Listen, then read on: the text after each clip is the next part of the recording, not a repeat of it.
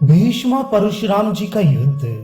भीष्म जी कहते हैं, राजन, तब मैंने रणभूमि में खड़े हुए परशुराम जी से कहा, मुनि, आप पृथ्वी पर खड़े हैं, इसलिए मैं रथ में चढ़कर आपके साथ युद्ध नहीं कर सकता। यदि आप मेरे साथ युद्ध करना चाहते हैं तो रथ पर चढ़ जाइए और कवच धारण कर लीजिए। परशुराम जी ने मुस्कुराकर कहा, भीष्म, पृथ्वी ही मेरा रथ है, वेद घोड़े हैं, वायु सारथी है और वेद माता गायत्री, सावित्री एवं सरस्वती कवच हैं। उनके द्वारा अपने शरीर को सुरक्षित करके ही मैं युद्ध करूंगा।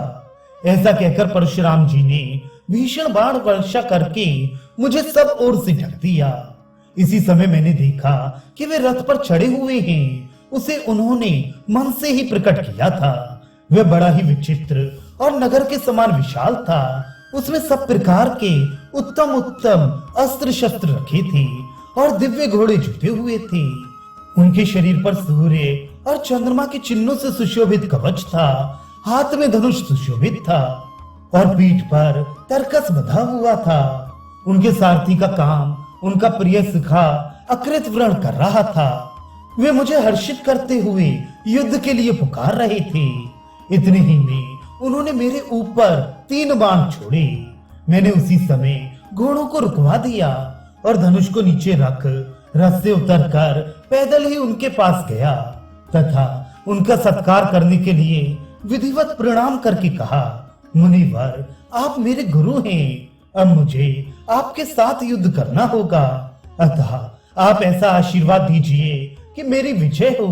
तब परशुराम जी ने कहा, गुरु श्रेष्ठ, सफलता चाहने वाले पुरुषों को ऐसा ही करना चाहिए। अपने से बड़ों के साथ युद्ध करने वालों का यही धर्म है।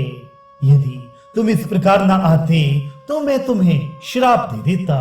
अब तुम सावधानी से युद्ध करो। मैं तुम्हें जय का आशीर्वाद तो नहीं दूंगा, क्योंकि यहाँ तुम्हें जीतने के लिए ही आया हूँ। जाओ, अब युद्ध करो। मैं तुम्हारे बर्ताव से बहुत प्रसन्न हूँ। तब मैंने उन्हें पुनः प्रणाम किया और तुरंत ही रथ पर चढ़कर शंख बजाया। इसके बाद हम दोनों में एक दूसरे को परास्त करने की इच्छा से बहुत दिनों तक युद्ध होता रहा। इस युद्ध में परशुराम जी ने मेरे ऊपर 169 बाण छोड़े। तब मैंने भाले की जाति का एक तीक्ष्ण बाण छोड़कर उनके धनुष का किनारा काट कर गिरा दिया और 100 बाण छोड़कर उनके शरीर को बींध दिया। उनसे पीड़ित होकर वे अचेत से हो गए। इससे मुझे बड़ी दया आई और धैर्य धारण करके कहा, युद्ध और क्षत्रिय धर्म को धिक्कार है। इसके बाद मैंने उन पर और बाण नहीं छोड़े। इतने ही में दिन ढलने पर सूर्यदेव पृथ्वी को संतप्त करके अस्ताचल की ओर चले गए और हमारा युद्ध बंद हो गया।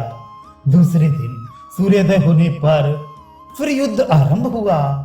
प्रतापी परशुराम जी मेरे ऊपर दिव्य अस्त्र छोड़ने लगे, किंतु मैंने अपने साधारण अस्त्रों से ही उन्हें रोक दिया। फिर मैंने परशुराम जी पर वायव्य अस्त्र छोड़ा, पर उन्होंने उसे गुह्यक अस्त्र से काट दिया। इसके बाद मैंने अभिमंत्रित करके आग्नेय अस्त्र का प्रयोग किया। उसे भगवान परशुराम जी ने वरुणास्त्र से रोक दिया।